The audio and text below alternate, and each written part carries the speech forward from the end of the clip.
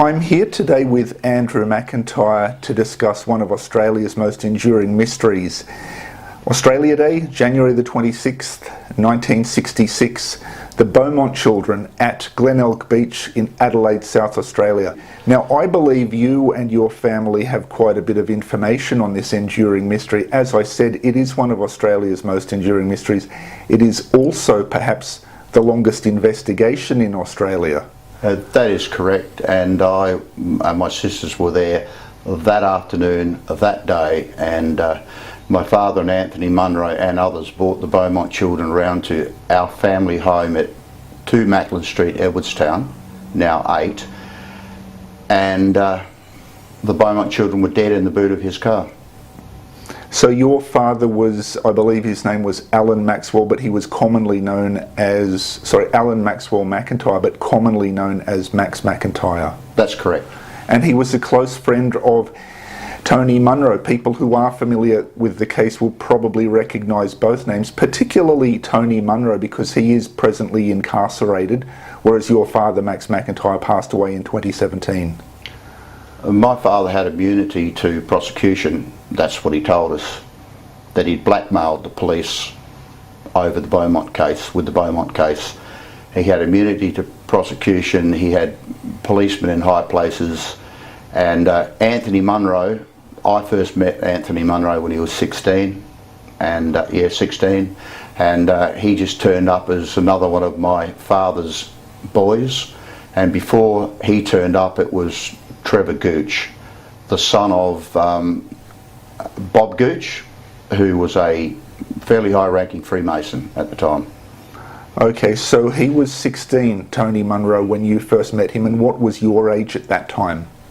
7. Tony Munro was a scout leader at that stage, or was he a bit too young at that point to be a scout leader? Did he become a scout leader later on? When I give you these dates, it's just approximate because I'm having to talk from when I was 7 years old. I don't embellish or exaggerate. So, you know, I was about 7 and Tony was around about 16. And he wasn't a Boy Scout leader at that stage. There are a lot of false statements that come out there. I don't know where they come from people that really don't know what they're talking about and haven't researched and weren't alive then. But he was just a really nice bloke. He told his friend John Pike that he'd been handballed Andrew McIntyre and he had to babysit me for Max, and that was his job. So he was getting closer to the family at this stage, or had your father and Tony Munro been friends for a while? I don't know exactly at what age Tony and Max, I refer to him as Max because I do not like him and I won't call him my father. Tony Munro met him when he was 16. I don't know how young Tony was when Max met him, but John Pike, his lifetime friend, Tony Munro and Trevor Gooch were all the same age. And I know this through my research. He was treated like the 4th child in the family, as was Trevor Gooch until he disappeared. And Trevor Gooch was like our older brother, and when he didn't turn up, I said, well, where's Trevor? And my father just said, laughed and said, he's disappeared off the face of the earth. I don't know what that was supposed to mean, and Tony turned up. So Tony was a really nice young guy, very polite, got along well with my mother, good friend of the family, didn't do anything inappropriate for probably a couple of, or at least the first year, and then it sort of crept in. The pedophilia.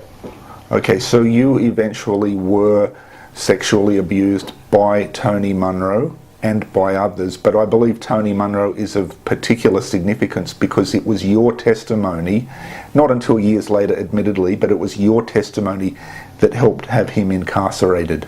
That's correct, and I used the DPP as my legal representative. The other complainant, his offending was like some 10 or more years later, from 80 to 83. He used his own solicitor. Therefore, when I did my statement, I was only allowed to say 2 assaults, but I told the interviewer, Julie, that it would have been at least 500 assaults on me over that time. The other witness the other complainant, he was allowed to put down in his testimony 400 assaults, and he had only known Anthony Munro for less than half the time that Anthony Munro knew me. We'll refer to him as Tony, but his actual Christian name is Anthony. Anthony Munro. Now, the other person that you mentioned a moment ago who was abused by Anthony Munro, he only knew Anthony half as long as you did. He was allowed to state the full facts, which was 400 assaults in his case.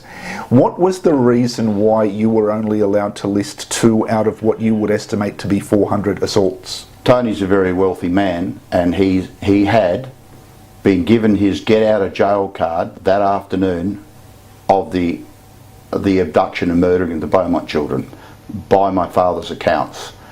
Everybody was just given that, I can't remember. It's a bloody good alibi. But getting back to what you asked me, Tony Munro's really been looked after. His first conviction was in about 1990. He got 6 months over in Port Lincoln, I think, or it could have been less. His second offence was against 2, and he's a serial repeat offender. I know of a lot of boys that he has molested, friends of mine, and he received 4 years and 6 months for offending against 2 boys, hundreds of offences, and then his third conviction,